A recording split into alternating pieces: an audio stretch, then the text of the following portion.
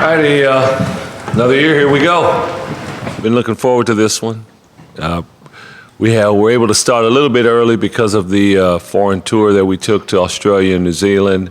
We're able to get some guys somewhat acclimated to what we were trying to do. And the guys that are returning, those freshmen and Malik Dime, who was a junior college transfer, we maybe took a step further from where we wanted to be as a result, so it kind of worked out good. The timing was good. Our guys are enthusiastic and been doing a good job so far in our practices. Did that tour give you extra practices, extra work as approved by the... Yeah, you're able to get 10 extra practices, well, call them extra, 10 practices prior to your tournament, to the tour rather, which is what we did. Then we played 5 games. So in those games, you're really able to experiment, try different combinations, try different things, see kind of where you're at.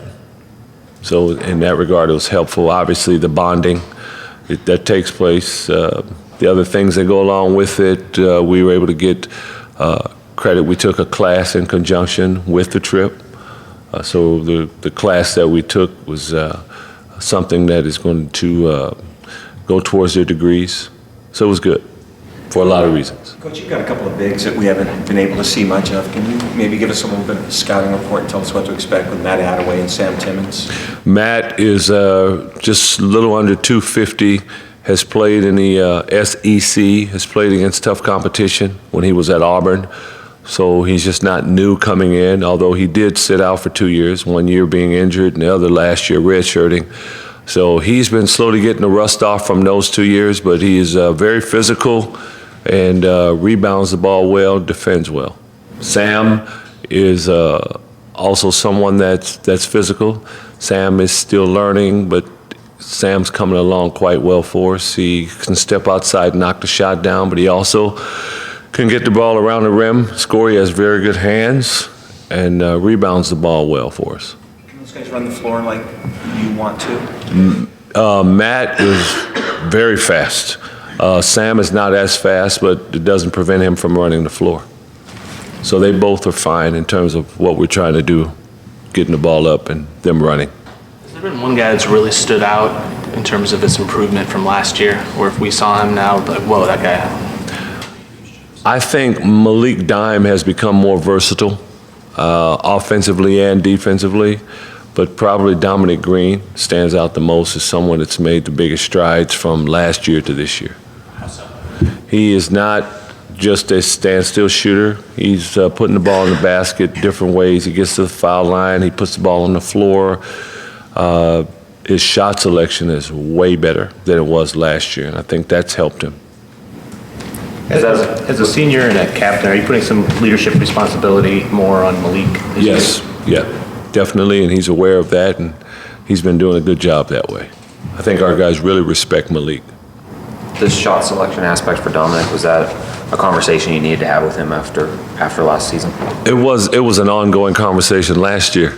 So Dominic has been on teams where he's needed to score, and they've depended on him to score points. In high school, that's what it was like. So it was just an adjustment for him, and I think he's adjusted quite well as he's improved.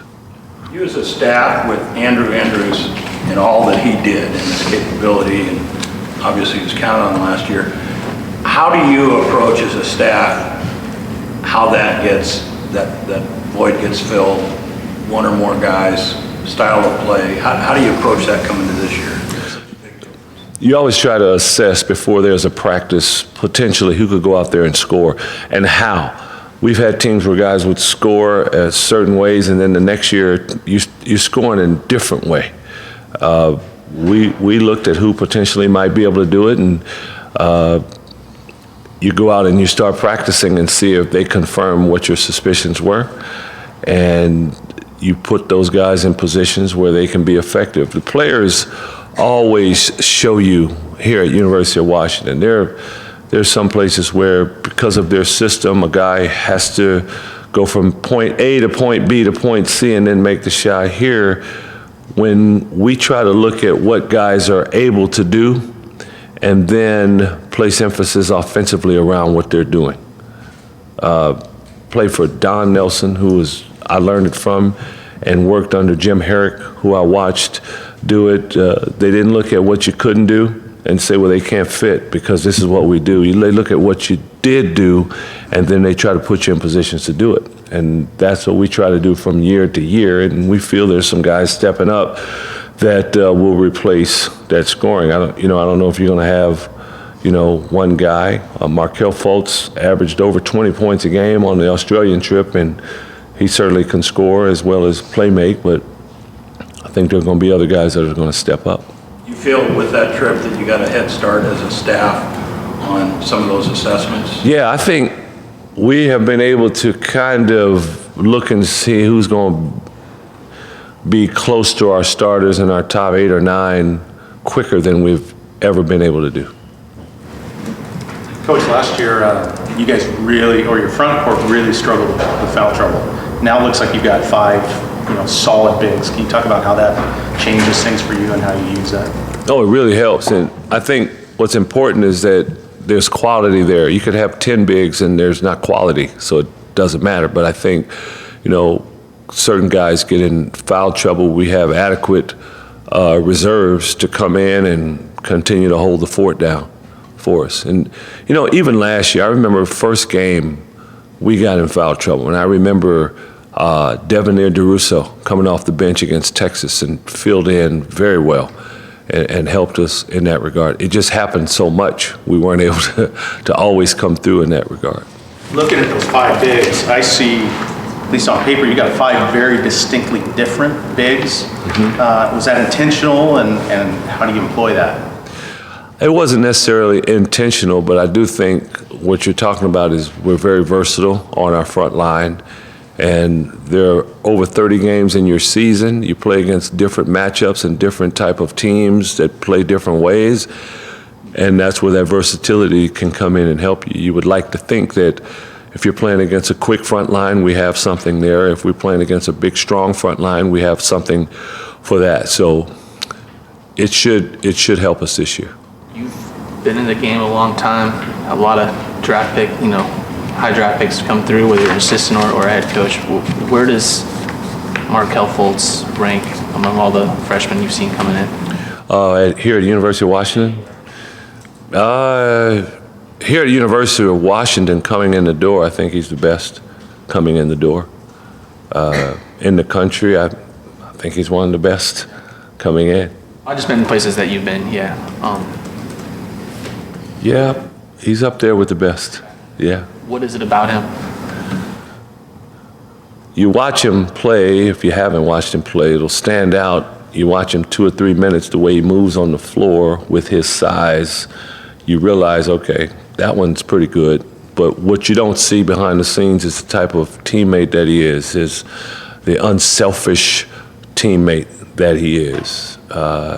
Those things, those intangibles, I think, go a long way in terms of his character and what he's about to help your team be the best that they can be.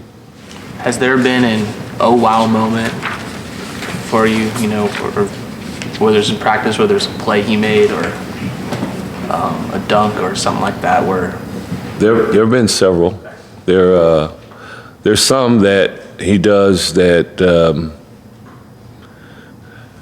I remember him in practice a couple weeks ago just bringing the ball up the floor, and there was a guy trailing behind him on his right. I mean, really trying to poke the ball behind, and he was gaining, he was getting close, and there was a guy in front of him, and he kind of put it behind his back around both guys. I don't know.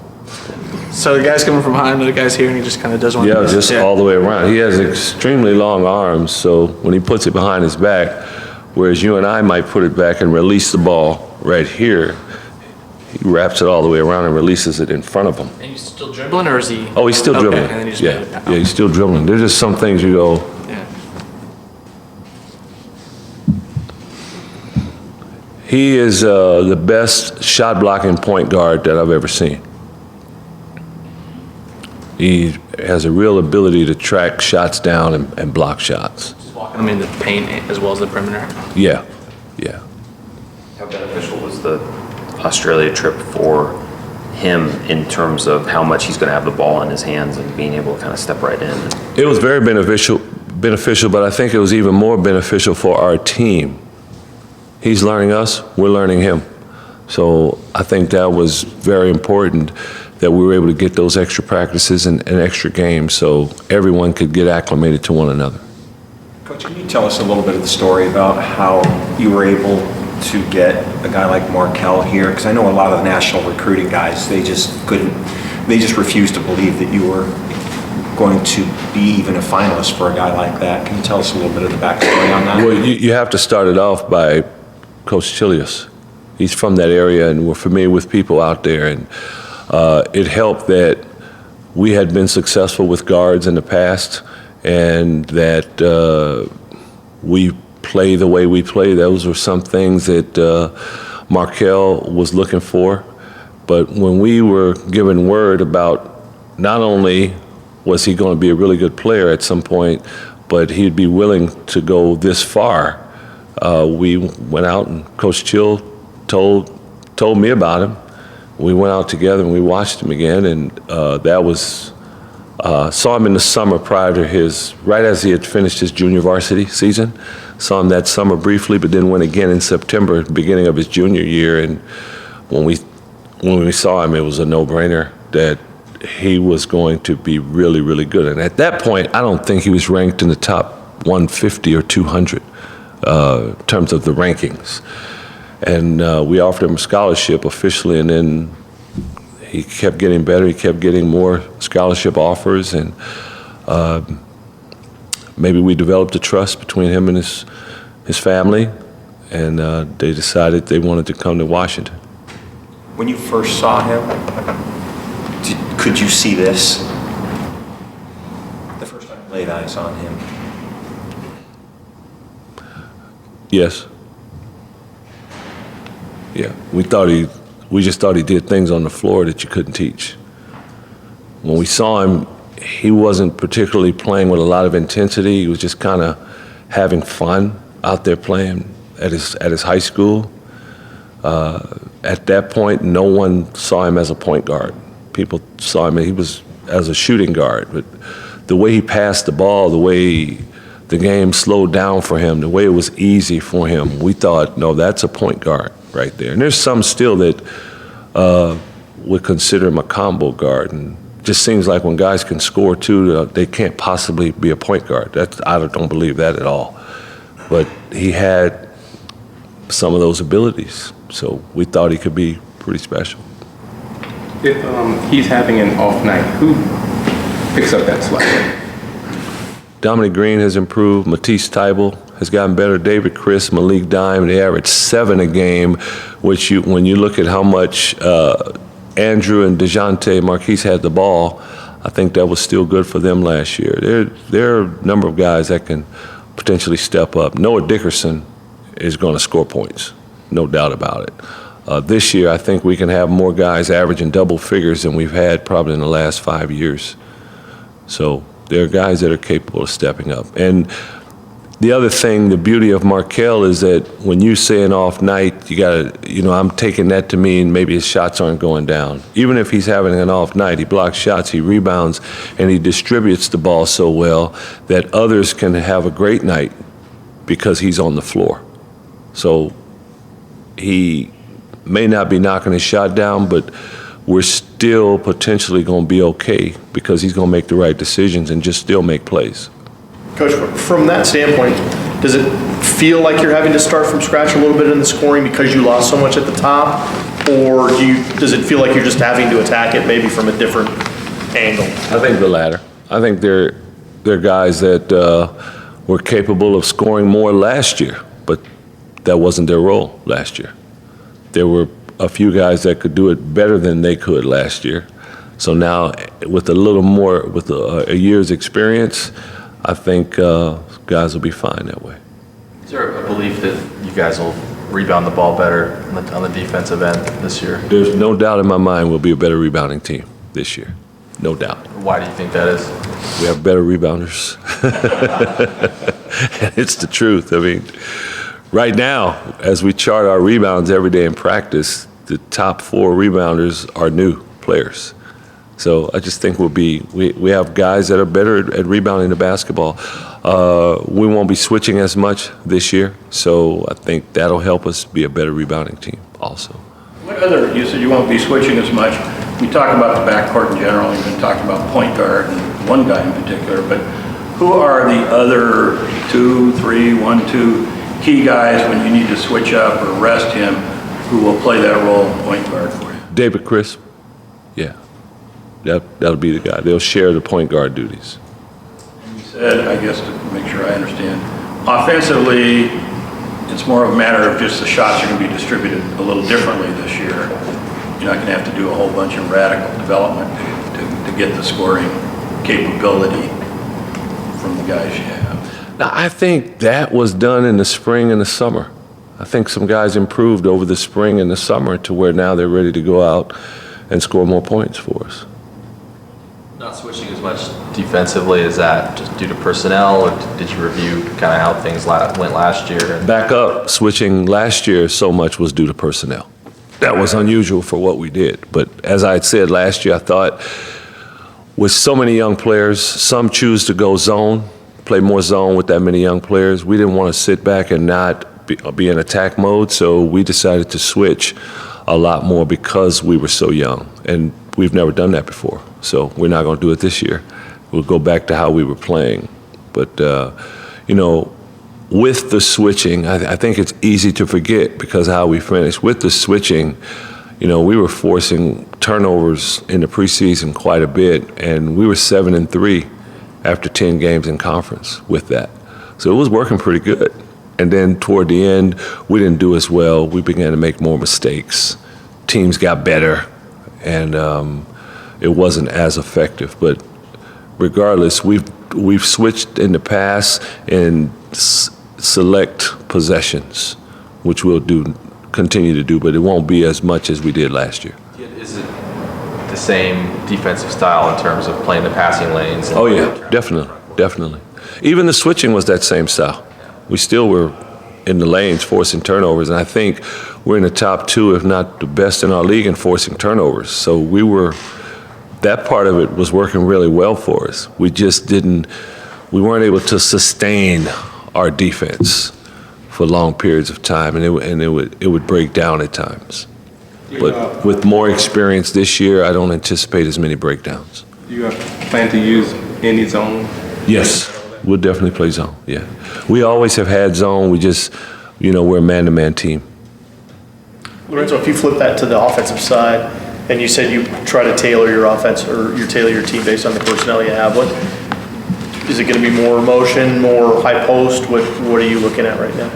I think if you look at our teams in the past, it'll be very similar. We're up tempo, we're motion, we complement it with sets. Even with the high post, there'll be a high post in there, but it won't be the continuous high post as we had to do for 1 year where we did it exclusively. Again, there was a personnel decision because we didn't feel we had players that could beat you off the dribble. So we had to be more structured, and that's why we did it. Now we just think we have, back to some of the personnel that could maybe break you down. So that's kind of how we're playing. And you're going to try to do initially a lot more kind of transition offense.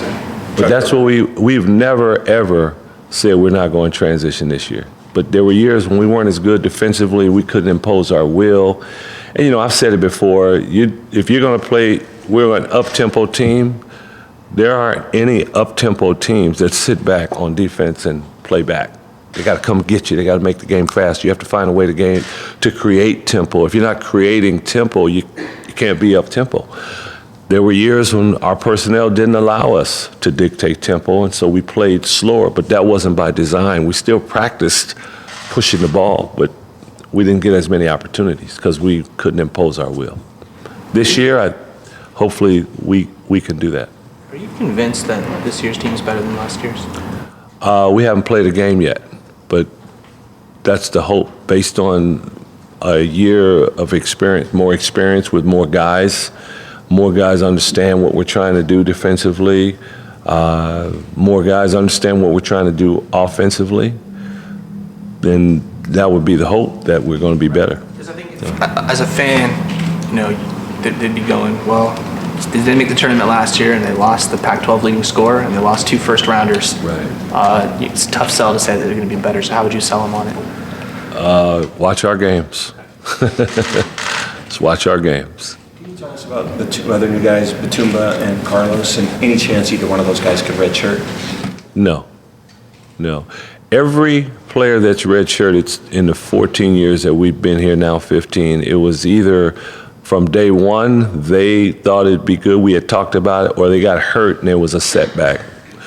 We never, and we get to ask that every year, who are you going to redshirt? No one. We're not planning on redshirting anyone. Andrew Andrews, C.J. Wilcox, coming in the door from day one, they were going to redshirt. We knew that. Others, they got hurt. Can you tell us a little bit about Carlos and Batumba? Carlos, let's start with Carlos, is just a junkyard dog. He is a warrior. He is an offensive-minded player that's very physical, but knows how to play the game. He's a guy that you don't see a whole lot in college, that as he continues to get older and progress, he's just going to be tough to deal with at this level. Batumba, tell you a story about Batumba, who is very athletic and strong. The way he explains it is that Bismarck Biyombo, the NBA player who's from the Congo, conducted a tryout camp for about 400 kids in the Congo, knowing that the end result would mean 6 of the 400 would be able to come to the States and go to school and try to continue to play basketball and get an education. And after they broke it down to 6, they came back and said, my bad, we can only take 2. So now we're talking 2 of 400, and he was one of them. Batumba was one of the 2. The other is Jethro. I can't pronounce his name. I know we will when the scout comes up against Arizona State, but he's a 7-footer at Arizona State. And he came out and went to prep school in West Virginia, and that was the first time he played organized basketball. So for 2 years, he played organized basketball out there, and now we have him here. So obviously, he has a lot to learn about the game, but he has some innate ability that's pretty high level. Coach, last year, a couple times we talked about with freshmen, there's just certain things that you can't really teach them until they're on the court for a couple games, you know, defending up and down the court for the entire time. In some cases, would you feel that sophomores are in a unique position to help teach freshmen what that takes, having just gone through it the year before? Oh, yeah. It's really good with juniors and seniors because they know it just like that. But we've already seen our guys that have returned are helping the freshmen with it. But from a mental aspect, telling them don't get frustrated. You should have seen me at this time last year. You know, those type things I think are very helpful. And you can see our new players looking for direction that way. But one of them was already here, Sam. So he's still learning, but he knows a little more than Carlos and Batumba. You talked earlier about how Markelle Fultz is really unselfish behind the scenes as a teammate. Is there an example that you can point to?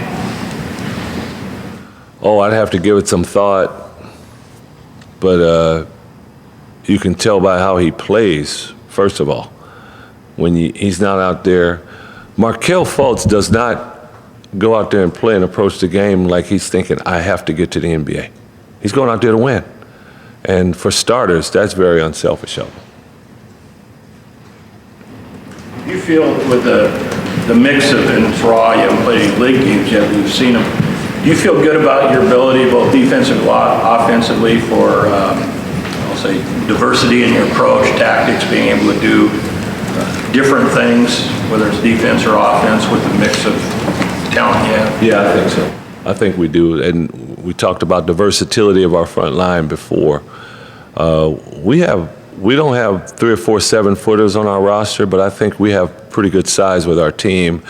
You take David Crisp away, then you're talking Markelle Fultz, 6'4", 6'10" wingspan. Dominic Green, 6'6", 6'11" wingspan. Matisse Thybulle, 6'5", 6'11" wingspan.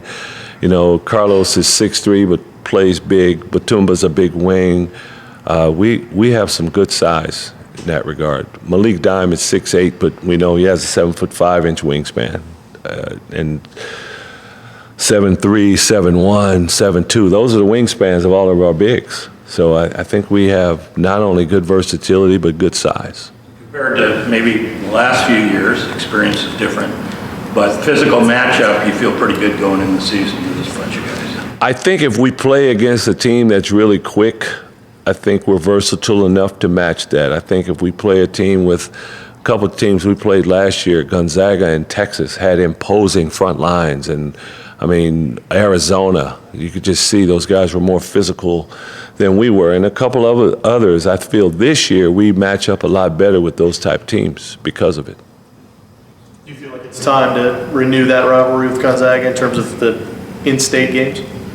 Well, it started, so we're ready to go. You know, and it's early, but do you have a sense of how many teams can get to the NCAA tournament? You know, are we looking at 6 or are we looking at 7?